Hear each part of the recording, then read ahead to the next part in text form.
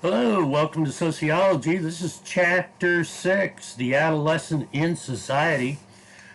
Section 1 will be on understanding adolescence. Section 2 is teenagers and dating. And Section 3 is challenges of adolescence.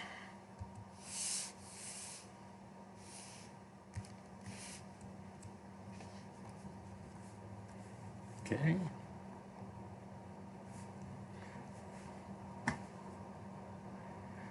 All right, adolescence, section 1, understanding adolescence. Adolescence refers to a distinct stage of life that occurs between the onset of puberty and adulthood. In the United States, the concept of adolescence is recent development resulting from a combination of post-Civil War historical events. The 5 leading characteristics of adolescence are biological growth and development, and an undefined status, increased decision making, and increased pressures, and the search for self. So the main idea of this first section is adolescence is a time of great change and important transition to adulthood. How the concept of adolescence developed as a distinct stage of the life cycle in the United States, and what are the 5 general characteristics of adolescence are the things that you should have in your notes upon completion of this unit, or this section. The adolescent brain is a work in progress. The cerebellum controls physical coordination and regulates certain thought processes. The amygdala is the emotional center of the brain, and the corpus callosum connects the brain's right and left hemispheres. The prefrontal cortex is essential for helping us determine the consequences of our actions and is the last part to finish growing. So, the concept of adolescence is this period between the normal onset of puberty and the beginning of adulthood. Puberty is the physical maturing that makes an individual capable of sexual reproduction. In the United States, it's generally from the ages of 11 or 12 to 18 to 19. Many societies do not include the idea of adolescence. Developments since the Civil War have strengthened the idea of adolescence in the United States and on other industrialized nations. Mandatory education, exclusion from the labor force, and separate legal status encourage the idea of adolescence. Biological growth. On the onset of adolescence, marked by a beginning of puberty, specific hormones are released during adolescence. This causes growth spurts, voice changes, and the development of sexual characteristics.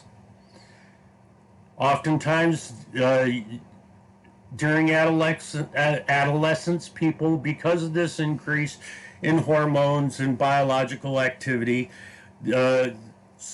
people will develop complexion problems. The undefined status, it's unclear social expectations. Some are still treated as children and some as adults. Allowed to marry at the age of 16 in some areas, but you can't vote until you're age 18, and you can't drink until you're 21. Some adults like adolescent culture, others are critical of it. So the increased decision making. As a teenager, you become more and more responsible for your own decision making. More decisions must be made by yourself. So this creates increased pressure from parents, from friends, from teachers, all the pressure adolescents to behave in particular ways. Peer pressure is the strongest of all of these pressures. Many teens feel peer pressure to be in a relationship or to find a job. It's during this adolescent period that we often search for ourselves. What kind of person do we really want to be? The ability to establish personal norms and priorities is important. Preparing for future roles is one aspect of finding oneself. The anticipatory socialization is learning rights and obligations and expectations of a role to prepare for assuming the role in the future. So essentially, you begin role playing your eventual self. Coming of age. Most cultures mark an adolescent's entry into adulthood with the rite of passage. Coming of age ceremonies are different across cultures. Some are informal events, such as getting a driver's license, and some are more formal, as a high school graduation. In Mexican culture, the quinceañera marks a girl's entry into adulthood. The Navajo practice a tradition called the Quinalda, and it's a 4-day ceremony marking entry into adulthood. The Maasai boys leave to live in a Mayata camp to learn male skills, and in Judaism, the bar mitzvah or the bat mitzvah occurs after much preparation around the age of 13. Section 2. Teenagers and dating. Dating, or meeting people as romantic engagement, is most commonly found in societies that allow people to select their own marriage partners. Before the development of dating in the United States, the courtship system was the most common means through which unmarried men and women interacted. Teenagers and dating. Traditional American dating patterns date back to the social changes brought about by the Industrial Revolution and new forms of technology. Dating today serves many functions, including entertainment, socialization, and the fulfillment of basic psychological needs, the achievement of social status, and the selection of a spouse. So the main idea of this section is dating, which has undergone many changes over time, serves as an important social functions for many teenagers.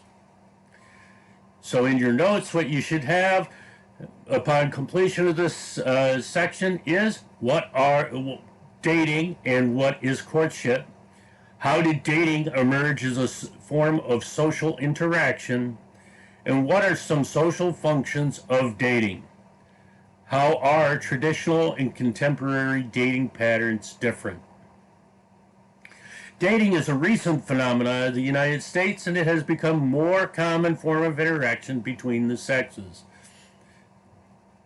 Dating. The main purpose is entertainment and amusement and can lead to serious relationship and or marriage. Most common method for selecting spouse in modern United States. Courtship. Courtship is less flexible than dating. It's designed to end in a marriage. Strictly defined, roles for both parties take place. Couples are rarely left alone in the courtship process.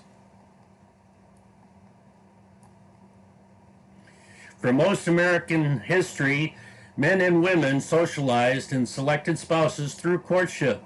Eventually, however, changing technologies and social patterns led to the decline of courtship and the development of dating.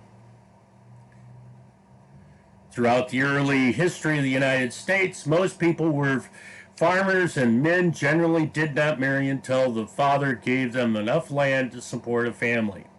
As a result, parents controlled the timing and circumstances of marriage. Formal courtship. Informal courtship roles were strictly defined, and the ultimate purpose was marriage. Young men had to ask permission to court a young woman. Couples usually met formally in the young woman's home, and they were closely supervised.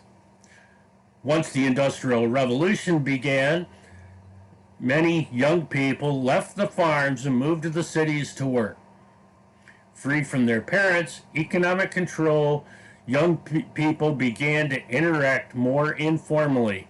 Courtship declined, and dating began to develop.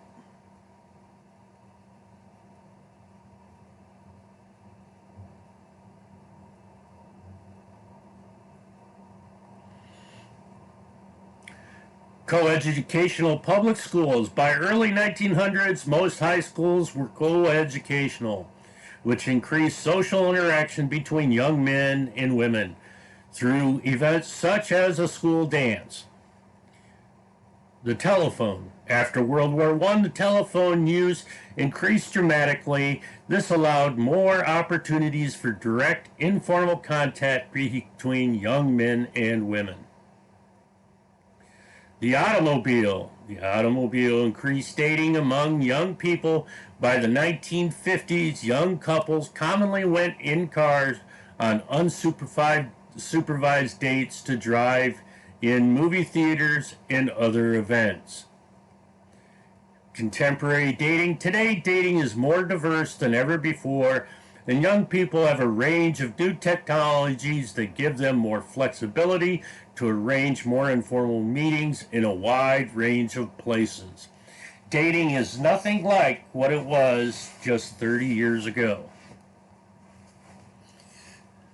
The emergence of dating. Before industrialization, marriages were dependent on a man inheriting agricultural land. Families played an important role in determining spouses. Without land, you wouldn't be able to provide the food and services needed to raise a family. Changes during industrialization. Young adults could earn money from away from land, so parents were less involved in relationships. The rise of free public education brought the sexes together, allowing children who may not have otherwise been considered suitable to be able to meet and talk with each other. After World War I, technology such as the automobile and the telephone gave young adults, greater freedom and a broader range of ways to reach out and attain a mate. The 1920s saw an increase in the opportunity and equality for women, and women became more particular about the type of men that they were willing to be with. The goals of dating. Researchers find evidence that men and women choose those equal status to date as a function of homogamy. The tendency of individuals to marry people with social characteristics similar to their own.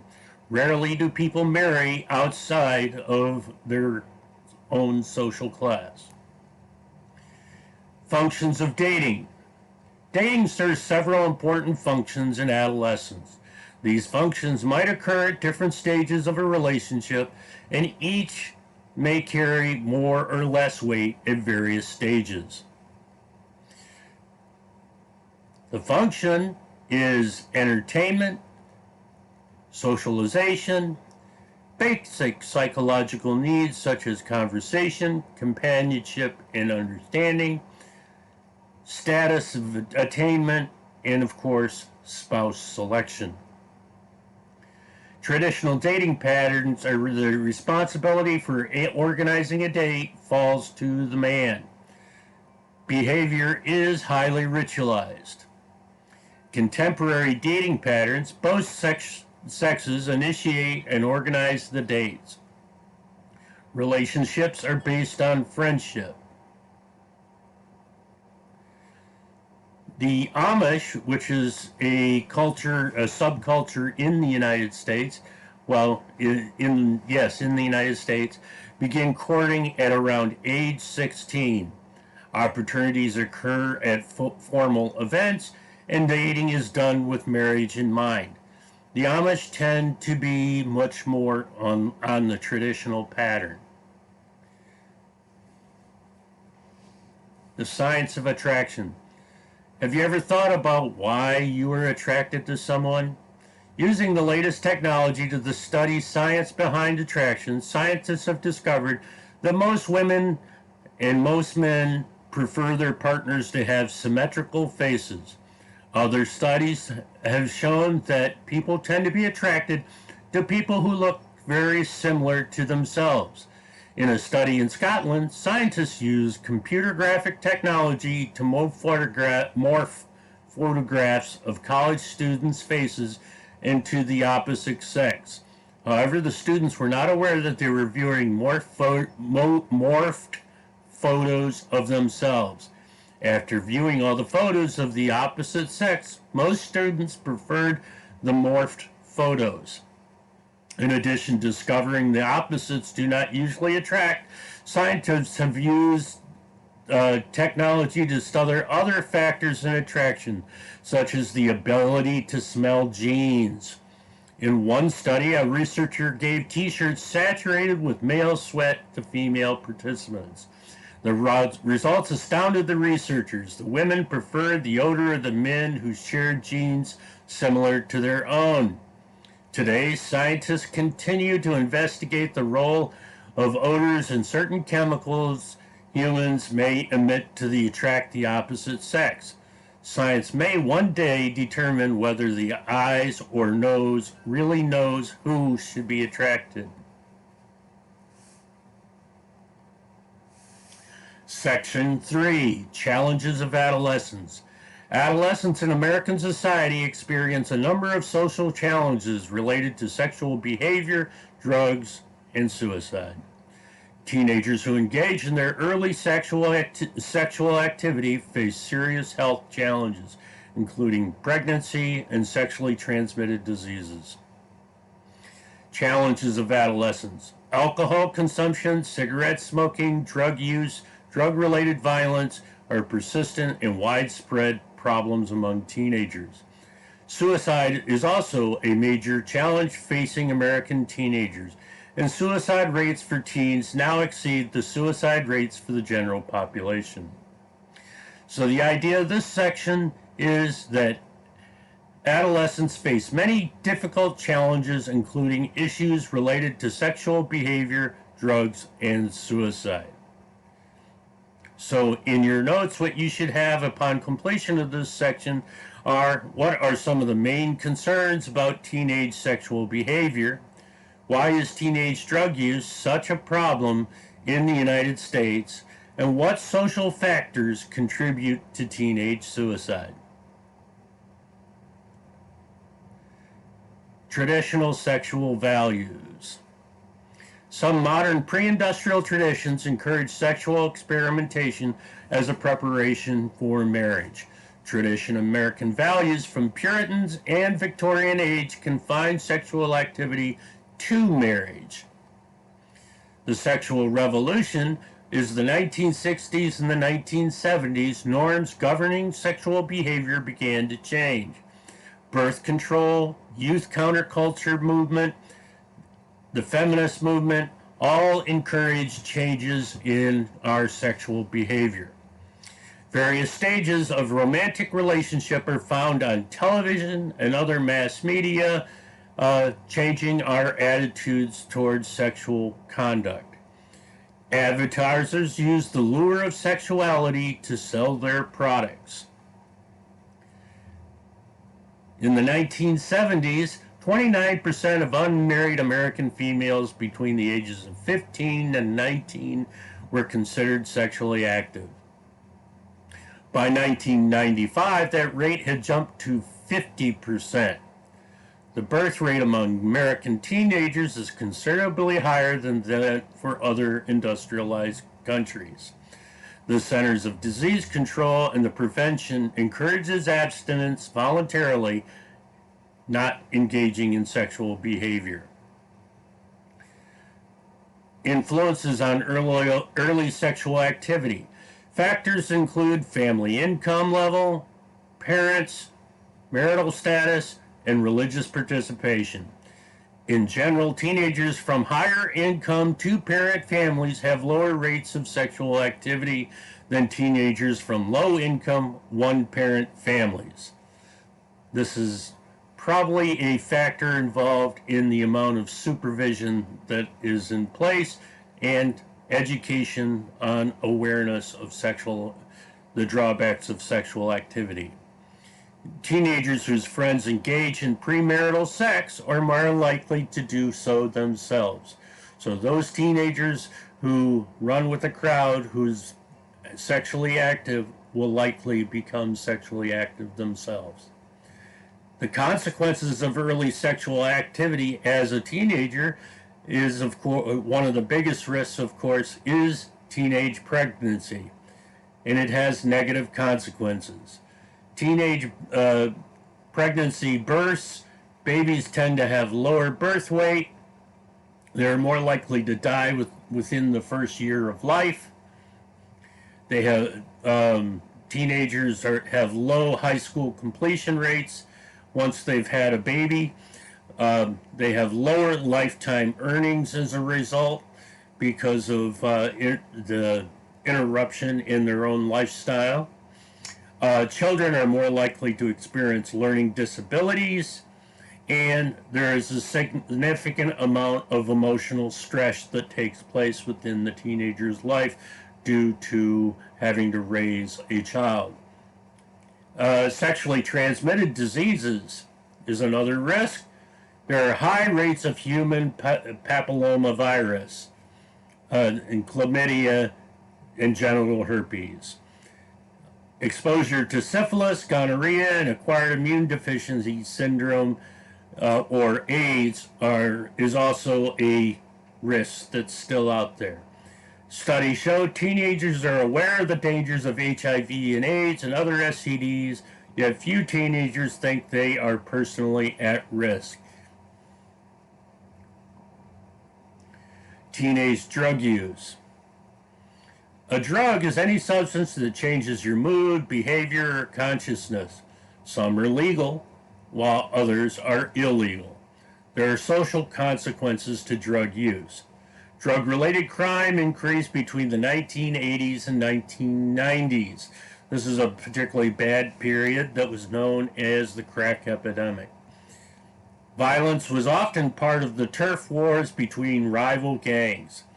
Crack cocaine is the drug most associated with violent crime. The rate of teenage drug use. Marijuana is the most commonly used illegal drug among teens. Among 70% of high school seniors have used alcohol, and the United States the highest rate of teen drug use. So alcohol is a legal substance. However, for teenagers, it still remains an illegal substance. Marijuana is growing in popularity in many parts of the country as far as its legalization. However, in many parts of the country, it's still considered illegal, even for medicinal purposes. Influences on teenage drug use. The peer pressure factor is still quite high when it comes to drug use. Having friends who regularly engage in drug use is a factor on whether the teenager will begin using drugs. Having social and academic adjustment problems is another indicator that students will be leaning towards the drug problems. And if an adolescent lives in a hostile or family setting or a family that rejects them, this too will push them in the directions of drug use. Teenage attitudes toward drug use. Knowledge of danger of drugs has increased, and disapproval ratings of marijuana cigarettes has increased. This is largely related to the fact that the acceptance of the idea that smoke is not a good thing to inhale. Disapproval rating of LSD, cocaine, heroin, amphetamines, and barbiturates remains high at 90 to 98%. So most teenagers will not, though they may use illegal drugs, they may not be interested in using these what would be considered harder forms of drug use. Now, teenage suicide. The rate of teenage suicide has more than doubled in the last 3 decades. Suicide is the third leading cause of death for people ages 5 to 24. The sociological view of suicide was defined largely by Emil Durkheim, who studied social aspects of suicide back in the 1890s, around the turn of the century, or change of the two centuries. Groups with especially high or especially low levels of social integration are more likely to commit suicide.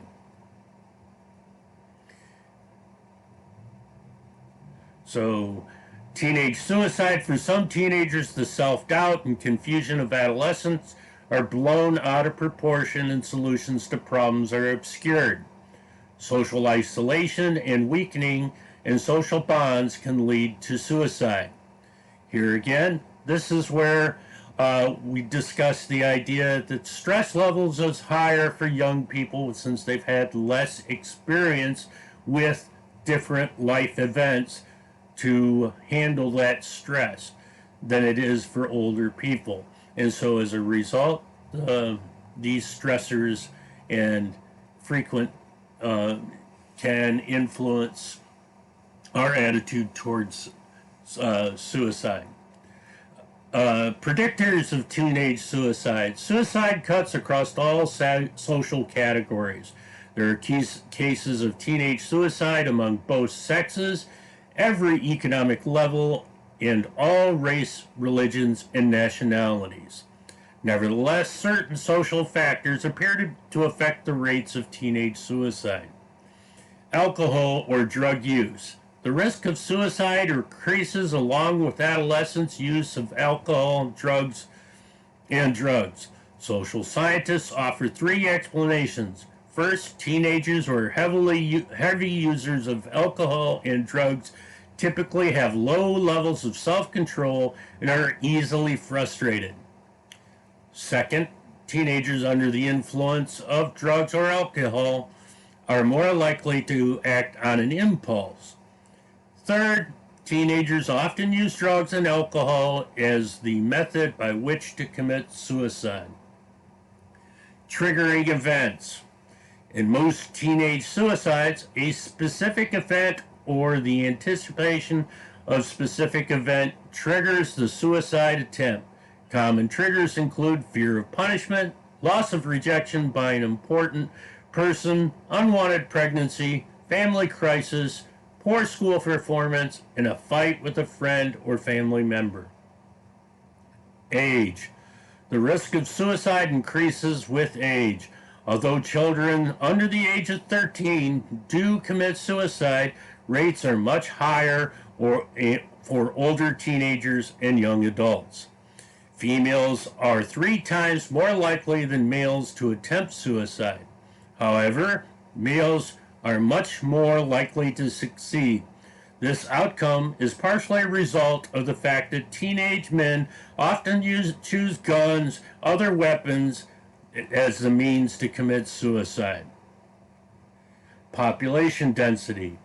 Recent studies indicate that underpopulated areas actually have higher rates of teenage suicide than do heavily populated areas.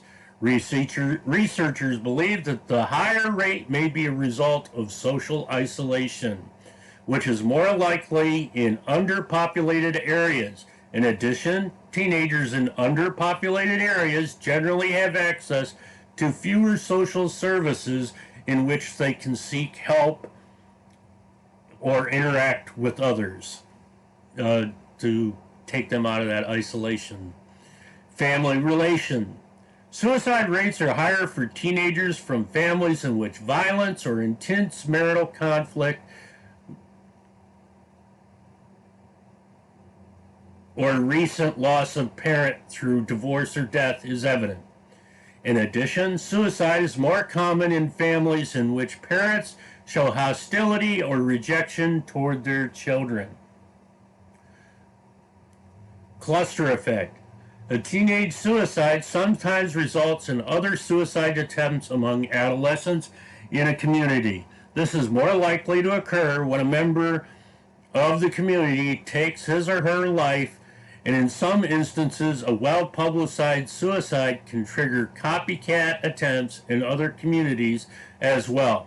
Mental health officials suggest that in the news of suicide acts as a fuse that ignites self-destructive behaviors in already unstable adolescents. So, curiously enough, you might suggest that at least with adolescents, suicide is contagious. Recognizing the warning signs of suicide in yourself or in others could help save the life of someone else's life.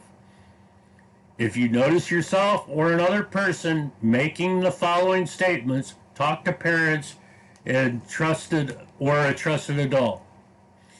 I wish I were dead. I just want to go to sleep and never wake up. I won't be a problem for you much longer. I can't take it anymore. This pain will be over soon. Nothing matters. These are all words to be concerned with. Suicide is not the answer to a temporary problem. Learning to cope, manage pain, and sadness is an important part of human development. Ask for help. Do not ignore the problem. Anyone who is suicidal needs professional help. Most cities have a variety of health organizations that offer services to people in need. Oftentimes there are emergency helplines that can be used. The final issue we want to talk about today is bullying. Bullying is an initial behavior that is meant to hurt and dominate another person. It includes verbal and physical abuse as well as cyberbullying, using electronic means to torment, threaten, harass, and humiliate or embarrass, otherwise target another. Some websites have measures in place to prevent cyberbullying. Cyberbullying allows bullies to send harassing messages and pictures that can reach victims at home at any time. Bullying leads to a decline in social standards of behavior. Many schools hold a bullying awareness week to help victims identify bullying. There are media campaigns to stop bullying. Parents and teens are becoming more aware of reporting the problem. The number one most common form of violence is bullying. 28% of 12 to 18-year-olds reported being bullied in 2005. This is up from 5% in 1999. Nearly 160,000 young people miss school every day because of a fear of attack or intimidation by other students. 9% of the 10 to 17-year-olds say they were abused at least once by cyberbullies. Cyberbullying is one of the biggest problems, types of bullying. It's hard to control and it's hard to discipline in the way things are today. Cyberbullying has led to many suicides throughout the nation, and should be taken quite seriously. So if you're experiencing bullying or you're aware of someone being bullied, you should inform an adult to help you put a stop to the problem. That concludes our chapter on the adolescent in society. We'll continue on with chapter 7 next time.